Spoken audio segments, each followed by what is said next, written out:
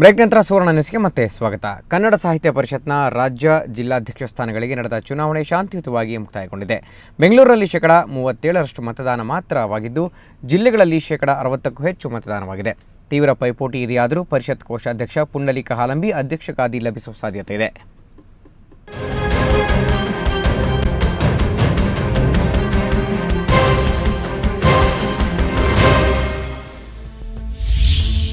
ಕಸಾಪ ಅಧ್ಯಕ್ಷ ಗಾದಿಗೆ ಬಿಗಿ ಪೈಪೋಟಿ. ಪುಂಡಲೀಕ ಹಾಲಂಬಿ ಹೊಸ ಸಾರಥಿ. ಕನ್ನಡ ಸಾಹಿತ್ಯ ಪರಿಷತ್ಗೆ ನೂತನ ಸಾರಥಿ ಆಯ್ಕೆ ಪ್ರಕ್ರಿಯೆ ಇವತ್ತು ಮುಗಿಯಿತು. 10 ಹುರಿಯಾಳುಗಳ ಪೈಕಿ ಪರಿಷತ್ ಕೋಶಾಧ್ಯಕ್ಷ ಪುಂಡಲೀಕ ಹಾಲಂಬಿ ಹಾಗೂ ಸಾಹಿತಿ ಚಂಪಾ ನಡುವೆ ನೇರ ಸ್ಪರ್ಧೆ ಇದೆ. ಪರಿಷತ್ ಮಾಜಿ ಅಧ್ಯಕ್ಷರಾದ ನಲ್ಲೂರು ಪ್ರಸಾದ್ ಹಾಗೂ ಹರಿಕೃಷ್ಣ ಪುನರೂರ ಬೆಂಬಲ ಪಡೆದಿರೋ ಪುಂಡಲೀಕ ಹಾಲಂಬಿ ಗೆಲ್ಲುವ ಸಾಧ್ಯತೆ ಹೆಚ್ಚಿದೆ. ಇವರಿಗೆ 16 ಜಿಲ್ಲೆ ಹಾಗೂ ಒಕ್ಕಲಿಗ ಕೋಮಿನ ಮತಗಳು ಶ್ರೀರಕ್ಷೆ ಅನ್ನೋ ಮಾತಿದೆ. ಇನ್ನು ಲಿಂಗಾಯತ ಮತಗಳು ಸಾಹಿತಿ ಚಂಪಾ, ಜರಗನಹಳ್ಳಿ ಶಿವಶಂಕರ್ ಹಾಗೂ ಕೊಪ್ಪಳದ ಶೇಖರಗೌಡ ಪಾಟೀಲರ ಮಧ್ಯೆ ಹಂಚಿ ಹೋಗಲಿವೆ. ಗೆಲುವಿನ ಬಗ್ಗೆ ಕೇಳಿದ್ರೆ ಚಂಪಾ ಹೇಳೋದು ಹೀಗೆ.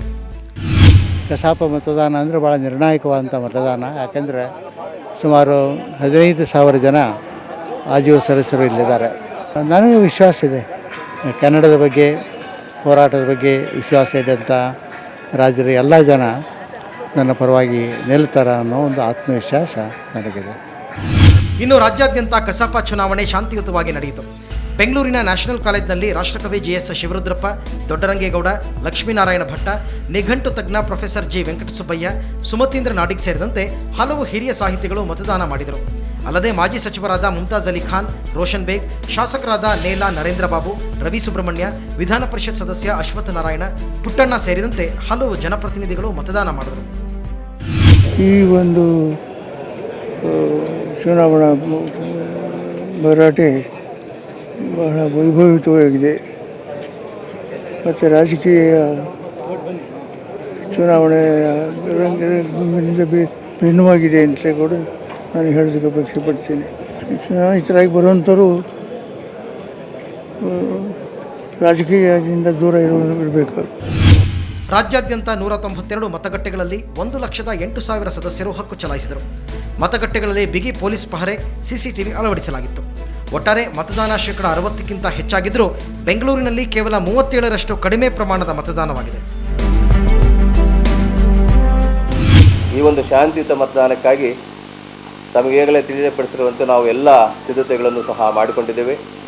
ಪೊಲೀಸರು ಇಲಾಖೆಯವರು ಮತ್ತು ಇತರೆ ನಮ್ಮ ಮತಗಟ್ಟೆಯ ಎಲ್ಲ ಅಧಿಕಾರಿಗಳು ಮತ್ತು ಕನ್ನಡ ಸಾಹಿತ್ಯ ಪರಿಷತ್ ಎಲ್ಲ ಸಿಬ್ಬಂದಿ ವರ್ಗದವರು ನಮ್ಮೊಂದಿಗೆ ಸಹಕರಿಸಿ ಈ ಚುನಾವಣೆಯನ್ನು ಅತ್ಯಂತ ಶಾಂತಿಯುತವಾಗಿ ನಿಷ್ಪಕ್ಷಪಾತವಾಗಿ ನಡೆಯಲಿಕ್ಕೆ ಸಹಕಾರ ಮಾಡಿದ್ದಾರೆ. ಇನ್ನು ರಾಜ್ಯದ ಎಲ್ಲ ಜಿಲ್ಲಾ ಘಟಕದ ಅಧ್ಯಕ್ಷ ಸ್ಥಾನಗಳಿಗೆ ಇವತ್ತೇ ಚುನಾವಣೆ ನಡೆದು ಫಲಿತಾಂಶ ಪ್ರಕಟವಾಯಿತು. ಸಂಜೆ ವೇಳೆಗೆ ಗೆದ್ದವರಿಗೆ ಹಾರ ತುರಾಯಿ ಹಾಕಿ ಬೆಂಬಲಿಗರು ಸಂಭ್ರಮಿಸಿದರು.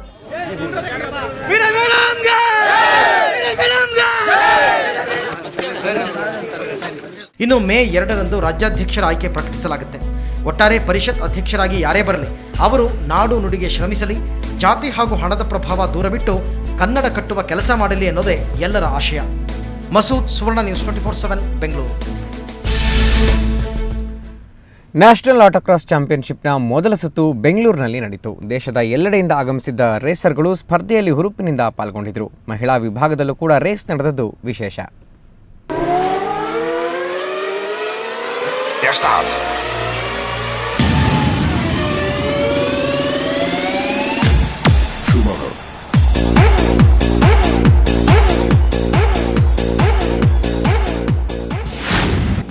ಬೆಂಗಳೂರಿನ ಅರಮನೆ ಮೈದಾನ ಇಂದು ಸ್ಪೀಡ್ ಕಾರ್ಗಳ ಅಬ್ಬರದಿಂದ ತುಂಬಿತ್ತು. FMSCI ಇಂಡಿಯನ್ ನ್ಯಾಷನಲ್ ಆಟೋಕ್ರಾಸ್ ಚಾಂಪಿಯನ್ಶಿಪ್ನ ಮೊದಲ ಸುತ್ತು ಬೆಂಗಳೂರಿನಲ್ಲಿ ನಡೆಯಿತು.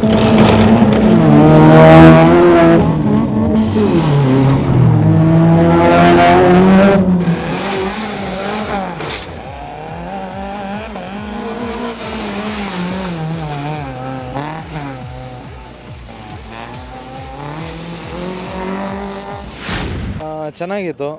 ಅಂದರೆ ತುಂಬ ಒಂದು ಸ್ಲಿಪ್ಪರಿ ಇತ್ತು. ಸೊ ಧೂಳು ಜಾಸ್ತಿ, ಬಿಸಿಲಲ್ಲ. ಸೊ ಅದ್ಮೇಲೆ ಒಂದು ಸಣ್ಣ ಪ್ರಾಬ್ಲಮ್ ಇತ್ತು, ಲೆಫ್ಟಿಗೆ ಟರ್ನ್ ಆಗ್ತಾಯಿಲ್ಲ. ಆದರೂ ಒಳ್ಳೆ ಟ್ರೈ ಮಾಡಿದ್ದೀನಿ. ಸೊ ಚೆನ್ನಾಗಿ ಬಂದಿದೆ.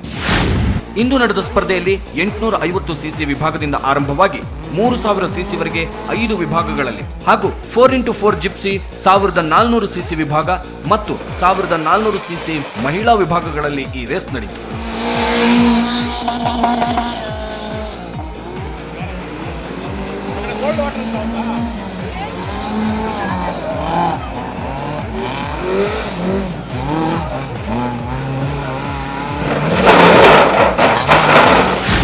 ಲೈಕ್ ರೇಸ್ ಅಂತ ಹೇಳಿದರೆ it's all about your passionate ಅಷ್ಟೇ, ಇನ್ನೇನೂ ಇಲ್ಲ. ಲೈಕ್ ನನಗೆ ಸ್ಪೀಡ್ ಅಂದರೆ ಇಷ್ಟ. ಸೊ ನಾನು ಇಲ್ಲಿ ದಿಸ್ ಇಸ್ ಒನ್ ಸ್ಟೇಜ್ ಅಷ್ಟೇ, ನಾವು ನಮ್ಮನ್ನ ಪ್ರೂವ್ ಮಾಡಲಿಕ್ಕೆ.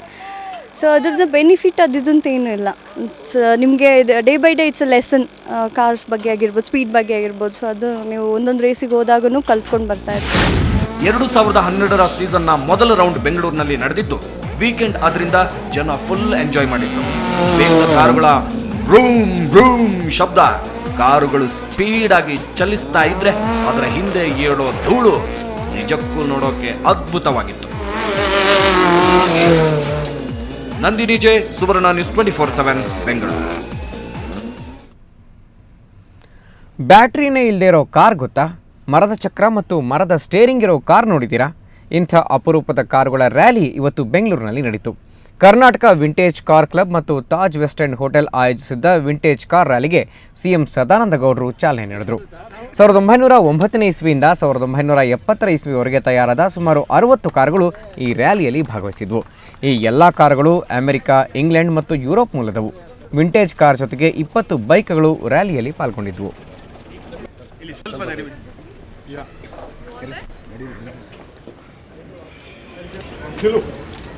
ಸಂಜಯ್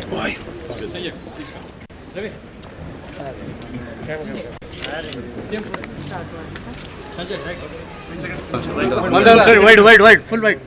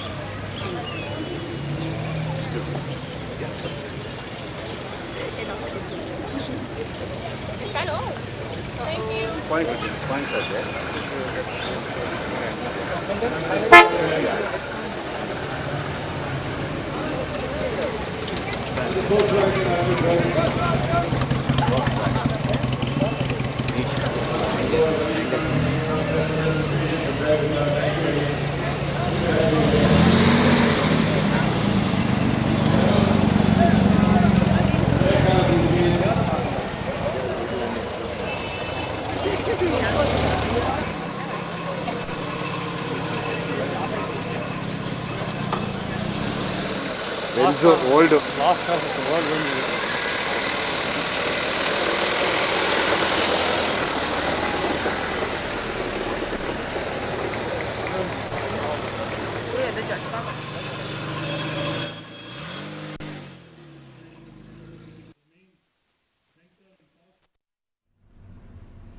ಇವಿಷ್ಟು ಈ ಕ್ಷಣದ ಸುದ್ದಿ. ಕ್ಷಣದ ಸುದ್ದಿಗಾಗಿ ನೋಡ್ತಾ ಇರಿ ಸುವರ್ಣ ನ್ಯೂಸ್ 24/7.